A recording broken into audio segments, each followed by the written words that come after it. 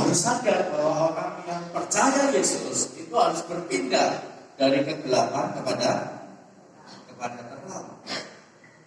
Jadi kita nanti menemukan kembali ya, apa bedanya agama Kristen dengan kekristenan. Agama Kristen itu apa? Kekristenan itu apa? Karena orang menganggap jadi Kristen itu ya yang penting ya ke gereja, ibadah, KTP-nya Kristen cukup. Tapi apa yang Injil katakan tentang hidup kekristenan itu? Kalau Bapak Ibu membaca firman Tuhan dari Yohanes pasal 1 ayat 6, diklik sekali. Sudah saya tulis di situ, mari kita sama-sama baca.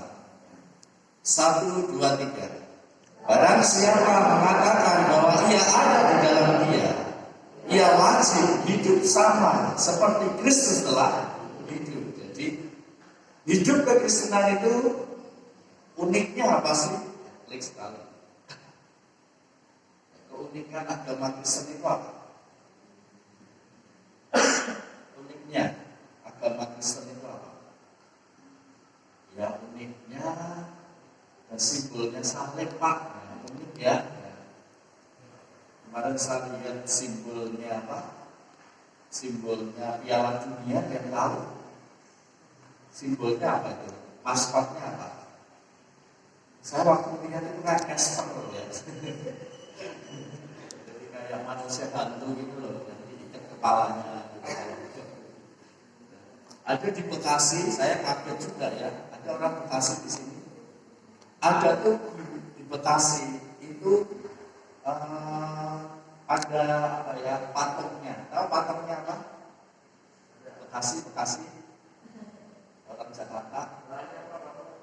Oh ya Pak, banyak ya. Di Bekasi itu yang terkenal di ikan lele. Jadi, Bekasi kok patungnya ikan lele. Nah, yang biasa di Jakarta ya pakai Transmart itu ada lambangnya apa?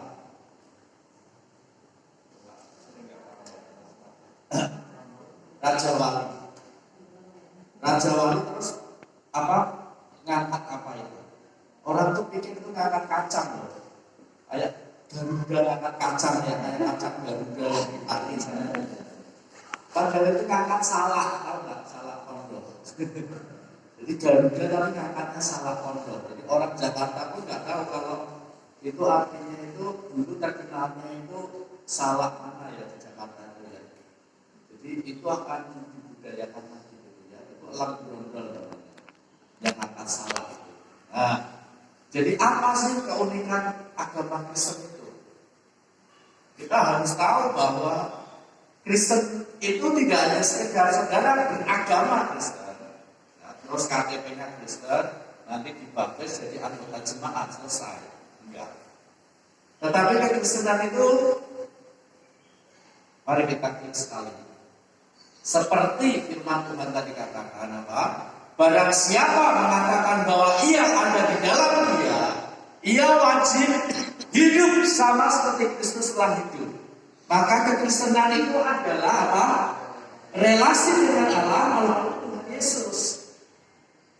Jadi agama itu mengajarkan tentang ritual, tentang ibadah, tentang tata cara, hukum-hukum, dogma-dogma gitu.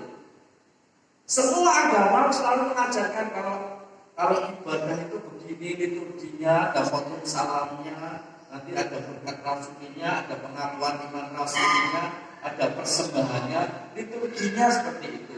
Ya. Terus dogmanya, ya, kita harus mengenal dogma kita sebagai gereja GKI ini ada 6. Apa ini? Saya tes ini ya. Apa asas gereja GKI ini? Ada 6. Satu-satu. Percaya dan menerima bahwa Alkitab itu adalah firman Tuhan. Jadi ini isinya firman Tuhan, bukan mengandung firman Tuhan. Ya. Mengandung itu berarti sebagian firman, sebagian enggak. Ya kan? Sepenuhnya kita menerima ini adalah firman Tuhan. Yang kedua apa? Pembaptisan diberikan kepada orang yang percaya. Jadi kita itu nggak mengenal baptis anak, ya. Karena anak nggak bisa mengaku percaya. Hanya orang dewasa yang bisa mengaku percaya. Makanya Kristo nanti kan penyerahan anak, bukan pembaptisan anak. Karena Kristo nanti kalau saya tanya nggak bisa jawab dia. Apakah kamu sungguh-sungguh percaya Tuhan Yesus itu? Kalau nanti Kristo bisa jawab, saya baptis, Pak. Karena berarti dia biarpun kecil aku percaya. Saya jamin nggak bisa, ya kan? Tapi nangis. Bapaknya yang mengaku dan menyerahkan anak itu.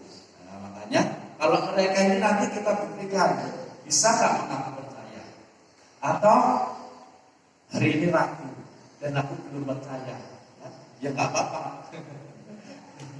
Ya, jadi kita menerima baptisan orang percaya. Jadi percaya itu dengan mulut mengaku.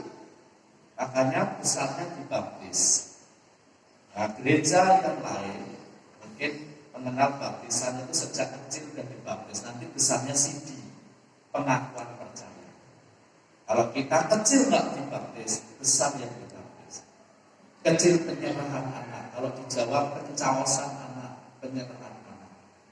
Jadi kita menganut dogma itu, asas itu. 2, 3. Masalah gereja dibedakan dengan masalah negara. Jadi nggak boleh gereja ini berpolitik, ya, undang caleg ke sini, undang lagi ada caleg ya. Terus datang, ya nggak bisa. Ya, kenapa? Karena ya gereja politik, ya, negara bukan kita nggak boleh berpolitik, ya boleh. Karena kita nanti akan nyoblos katanya Jokowi presiden yang rambutnya putih. Nggak tahu. Nah, kita mimbar ini nggak boleh untuk pendetanya terus dukunglah ini, ya itu berarti tidak salah, nggak sesuai. Jadi kalau nanti saya di mimbar ini menyuruh Bapak Ibu, baik saya melanggar asas GKMI, ya, kirim surat ke Simon, ya nggak boleh saya ini pilih yang rambut putih atau pilih yang rambutnya gundul, nggak boleh. Pokoknya semua. Oh, katanya nyalek juga. Oke, saya dukung dari belakang. Ya. Yang keempat apa? Tidak perlu bersumpah, hanya dengan janji. Makanya kita nggak boleh sumpah, ya. Bersumpah, dulu ada beberapa kata saya bersumpah, ya kan? Sumpah pocong sekalipun. Kita cuma berjanji. Makanya kalau pernikahan itu apa? Janji pernikahan. Ya. Jadi kalau sama orang nggak usah sumpah-sumpah, janji. Ya, itu asas gereja kita. Sama orang nggak usah sumpah, janji. Keberapa tadi? 5.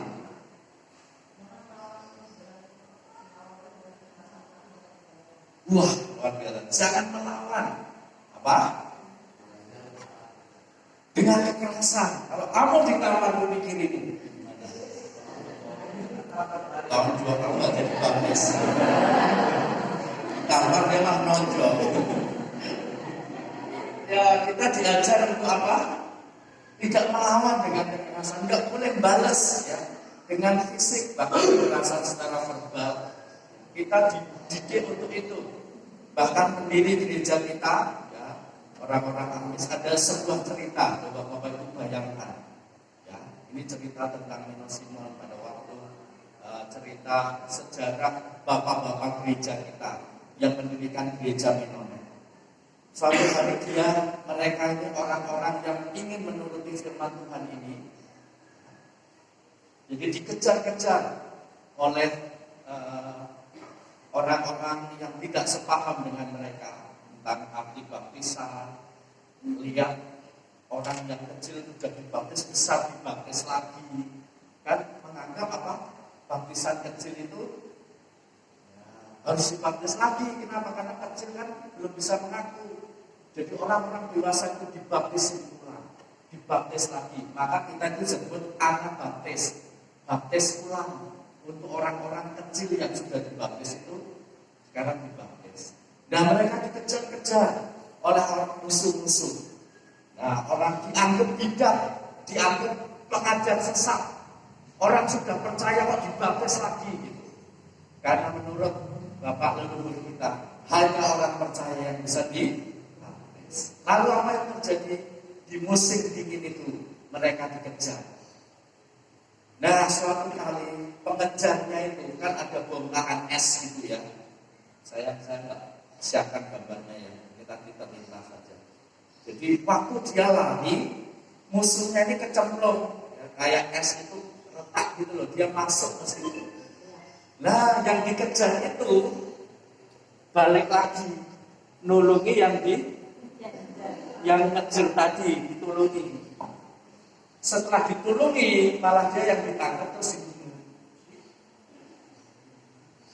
Jadi gimana kalau itu terjadi? Lah, mereka menjadi teladan seperti yang Nathan tadi katakan. Jangan membalas dengan kekerasan. Ya. Jadi nggak boleh kita saling bertengkar, cakar-cakaran gitu. Nah, berarti kita sudah melanggar asas gereja kita apa? Anti kekerasan, cinta damai, peace community. Ya. Nggak boleh ya jambak-jambakan. Ya. Kalian ya. Berdua sering jambak-jambakan di rumah. Kamu melanggar asas gereja, ya. Aku nggak boleh jambak-jambakan di rumah ya. Biarpun kembar. Ya. Jadi nggak boleh kekerasan. Harus bertobat ya. Kamu melanggar asas gereja yang kelima tadi. Ya. Sama kita juga harus mengerti. Asas gereja kita itu pantang kekerasan. Yang terakhir, keenam,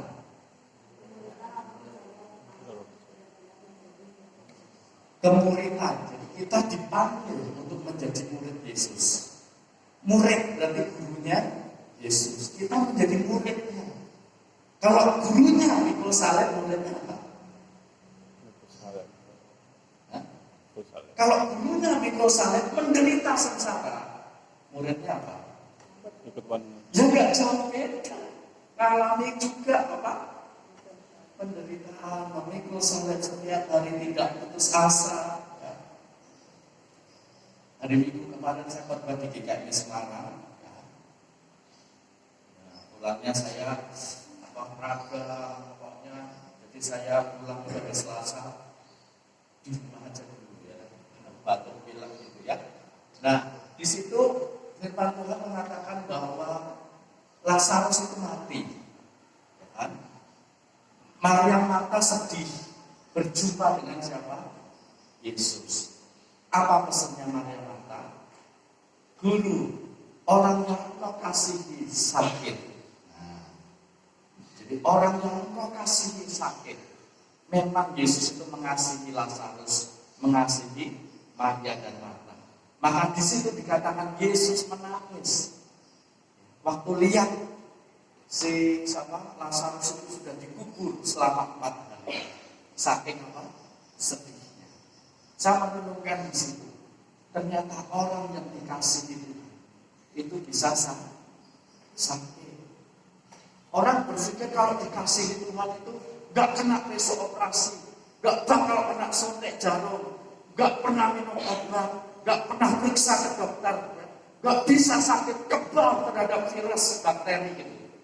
Pikirnya orang Kristen itu, kalau menjadi orang yang dikasih oleh Tuhan, jalannya lempeng, jalannya lurus, gak ada masalah, kan? Bahagia selalu. Katanya lahir orang tuanya sudah kaya, terus mudanya foya-foya, matinya masuk surga. Tua kaya raya, terus maunya begitu. Kalau jadi orang Kristen itu lurus, diberkati Tuhan, berlimpah-limpah gitu sampai akhir hayatnya. Jadi ternyata firman Tuhan tadi mengatakan orang yang dikasih Tuhan itu ya bisa sakit, bisa banyak masalah. Tapi Yesus mengatakan jangan khawatir, sakitnya akan dipakai oleh Tuhan untuk kemuliaan Tuhan. Amin. Jadi kuncinya apapun yang saudara alami hari ini untuk kemuliaan Tuhan, saudara sadar itu. Dan cerita malam saya di hotel itu, saya WA-an sama teman saya yang ada di Ambarawa, saya dulu praktek di sana. Tiba-tiba dia cerita tentang santet, ya. Terus tanya, orang Kristen itu bisa disantet apa enggak sih gitu? Lah emang kenapa? kok kakakmu ini kayaknya disantet ya? Lah, kenapa kok kamu mikir kakakmu itu disantet? Sudah 3 bulan ini kepalanya itu kayak ditusuk-tusuk jarum gitu. Ya. Jadi sudah 3 bulan ini kadang kumat, kadang enggak, kayak ditusuk-tusuk jarum. Dia berpikir itu santet. Ada yang pernah ditusuk-tusuk jarum gitu? Hati-hati ya. Maksud saya, boleh nggak kita video callan? Boleh gitu, sama kakakmu sekalian kalau boleh. Ya. Akhirnya kami bertiga video call sama kakak itu. Ya. Orang Kristen berpikir ya kamu sakit itu, yang seperti saya katakan ya, agama itu, pikiran kita itu, kalau kita sakit, selalu pikirannya apa? Dosaku apa? Ya kan? Aku ini kok ya apa ya jadi orang kok ya semuanya sehat, aku sendiri yang kena sakit itu, terus aku itu kenapa gitu. Tapi saya mau katakan bahwa ya, seperti yang firman Tuhan tadi katakan, yang Yesus katakan kepada Lazarus, bahwa sakit itu akan dipakai Tuhan untuk kemuliaan Tuhan. Artinya percayalah, pergumulan sakit apapun yang sekarang saudara alami, saudara harus berpikir bahwa Tuhan mau pakai apa untuk kemuliaannya. Jangan pernah berpikir bahwa aku ini sakit ini karena dosa nenek moyangku, aku gini ini karena ya sakit karena orang, mungkin ya kita jadi benci sama orang, benci curiga sama orang. Tapi ketika saudara berpikir bahwa sakit, pergumulan, masalah itu terjadi, supaya saudara dan saya semakin percaya pada Tuhan. Kenapa saya katakan begitu? Kalau saudara itu bisa ngangkat beban 10 kilo, terus Tuhan kasih beban 10 kilo, saudara bisa angkat, saudara ngandalin Tuhan atau ngandalin sendiri? Lebih banyak mengandalkan Tuhan atau ngandalin diri sendiri? Kalau masalah saudara itu ringan, saudara bisa pikir, selesai masalahnya. Saudara akan mengandalkan Tuhan atau mengandalkan diri sendiri? Ya ada yang tetap mengandalkan Tuhan ada, tapi kebanyakan apa? Ya diri sendiri, aku mampu kok, kapasitasku bisa.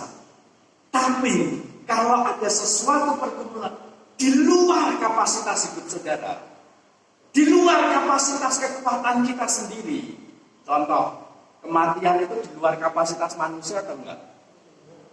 Ada orang yang bisa menghidupkan orang mati. Sakit itu kan juga kadang itu di luar kapasitas kita kan. Kita kan nggak ngerti bagaimana mengatasi sakit ini. Dan disitulah Tuhan mengatakan supaya kamu belajar percaya. Maria Marta, kau belajar percaya. Murid-murid belajar percaya akan kuasa Tuhan yang melampaui apa? Ketidakberdayaan sebagai manusia. Maka hari ini kita akan terus belajar ya. Bagaimana menjadi murid Kristus itu bukan hanya sekedar apal asas, dogma gereja kita apa, ritual gereja kita apa. Tapi sesungguhnya kekristenan itu adalah apa?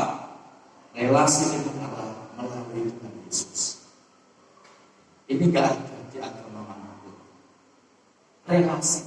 Semua orang menekankan tata ibadah, ya, harus begini, harus berapa kali, harus jam berapa, kan gitu ya. Jamnya aja ditentukan, harus berapa kali, ya.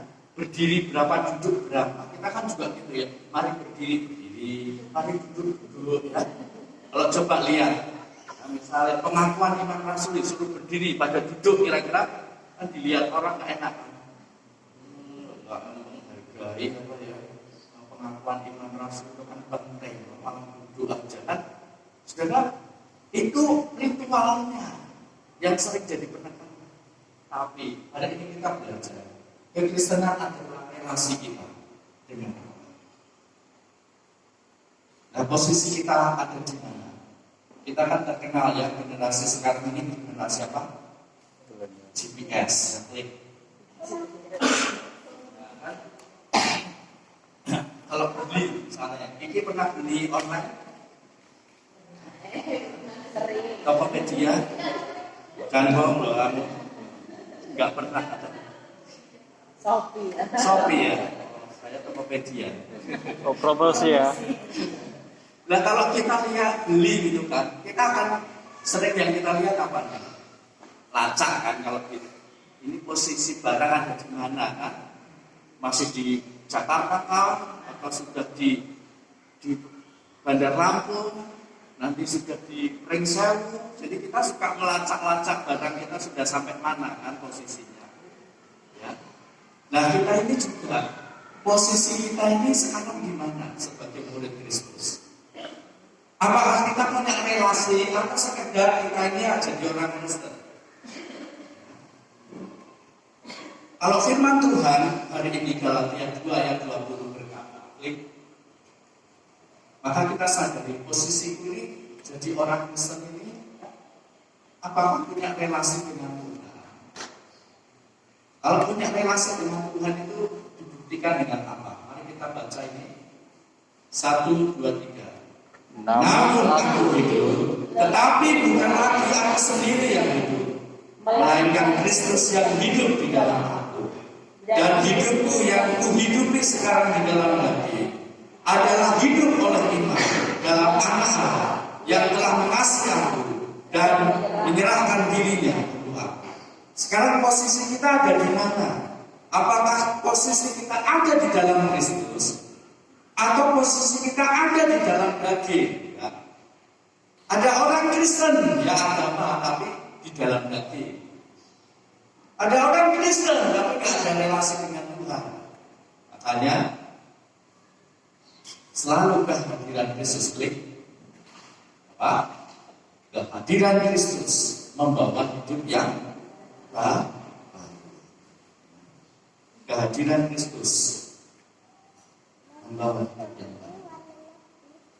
Karena kalau kita menemukan kembali akan pengorbanan Tuhan Yesus, coba bayangkan Yesus itu di atas kayu salib belum mati. Dia itu bilang kepada saya, Nathan, kamu itu harusnya mati. Kamu itu harusnya mati karena dosa. Kamu akan menerima hukuman. Kamu itu wajibnya kamu mati. Di atas kayu salib itu Yesus berkata, sekarang ini aku yang mati. Aku ini tidak mati, aku hidup karena aku Allah. Kamu mati, aku hidup. Ya. Kamu mati karena dosamu, karena pelanggaranmu, karena dosa keturunan. Kamu nggak bisa berbuat apa-apa, bayar dosamu yang nggak bisa. Akhir dari hidupmu itu adalah maut dan kebinasaan. Kalau aku akan hidup selama-lamanya karena aku adalah Allah yang kudus. Lalu di atas kayu salib itu Yesus berkata, sekarang begini, kamu kan mati, aku hidup. Sekarang, aku kasih kamu hidup, akunya yang mati, gak apa-apa. Akunya yang mati, kamu yang gantian hidup. Tapi kamu hidupnya harus hidup mencerminkan aku. Itu gambarannya kan.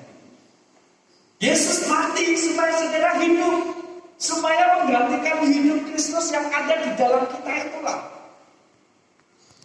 Saudara harusnya mati, Allah itu harusnya hidup sampai selama-lamanya.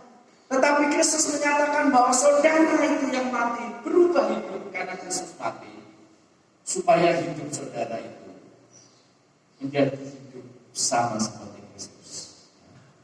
Mau enggak? Nih. Aku sekarang mati, kamu hidup ya. Tapi kamu hidupnya sama seperti aku hidup ya. Tadi kamu orang Kristen itu harus wajib hidup sama seperti Kristus telah hidup. Makanya kehadiran Kristus itu selalu membawa kehidupan yang baru.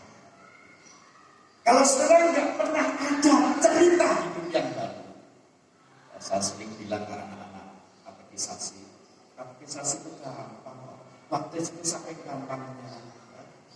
Tinggal makanan datang ke rumahmu kasih air, ya dalam nama Bapa, Tuhan dan saya akan kamu dipakai selamat ya. Bukan itu. Apakah kamu mengalami hidup yang baru? Setelah dibaptis itu apakah kamu akan berubah? Jadi kurus itu enggak, itu karakter. Kamu jadi hidup yang baru. Yang biasa bertengkar sama tokomu. Sekarang kamu jadi berubah. Lebih sabar, lebih bisa mengerti gitu ya. Yang biasa mungkin jambak-jambakan tadi ya kan. Berubah, apakah hidup baru? Dan saudara mungkin yang sudah dibaptis lama, apakah ada cerita hidup yang baru dalam hidup kita?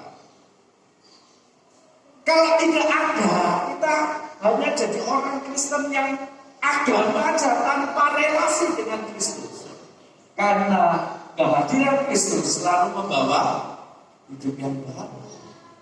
Dulu saya mati, sekarang kamu hidup. Dan kamu hidup harus sama seperti aku hidup. Mau? Gitu di atas sama-sama. Kita nggak bisa jadi Kristen murah-murah ya. Ya mungkin di gereja ini bisa murah-murah. Tapi di hadapan Tuhan, saudara nggak bisa murah-murah. Karena orang yang hidup di dalam Kristus pasti ada apa? Hidup yang baru. Hidupku bukan aku lagi, tapi Kristus kan tadi dikatakan. Yang hidup di dalam aku jadi kayak itu ceritanya. Jadi kayak cerita imajiner gitu. Aku mati ya, kamu kan harusnya mati. Tak ganti kamu yang mati. Jadi kamu jadi hidup, aku yang mati nggak apa-apa. Tapi kamu harus hidup ya, sama seperti aku hidup. Mau? Jadi seperti itulah komitmen seorang murid Yesus. Lek sekali. Maka Kristus mati, semuanya kita hidup. Hari ini, apakah kita menyadari hal itu? Apakah hidup kita sungguh-sungguh di dalam Kristus? Apa kita hanya sekedar orang Kristen? Ya, agamanya Kristen, tanpa relasi dengan Tuhan. Maka orang yang hidup di dalam Kristus, dia pasti punya tujuan. Klik sekali. Tujuannya, kalau sudah dibaptis percaya Yesus, terus tujuan hidupmu apa? Apa? Lebih dekat lagi sama Tuhan. Kalau sudah semakin dekat dengan Tuhan, jadi hamba Tuhan. Jarang loh, ada pendeta namanya Iqbal. Ada yang pendeta Nathanael, Yohanes, Matius. Tapi saya sengaja nggak kasih nama baptis supaya dia nanti nggak jadi apa ya. Iqbal Satria, pendeta Iqbal Satria, baca hitam enggak ya? Jadi mau semakin dekat sama Tuhan, menyerahkan hidup dengan Tuhan.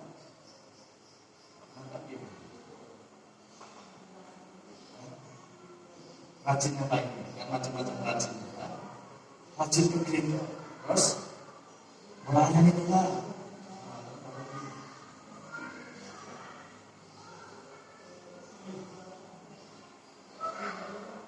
Merubah kepribadiannya, mata maksudnya apa? Merubah kepribadiannya maksudnya.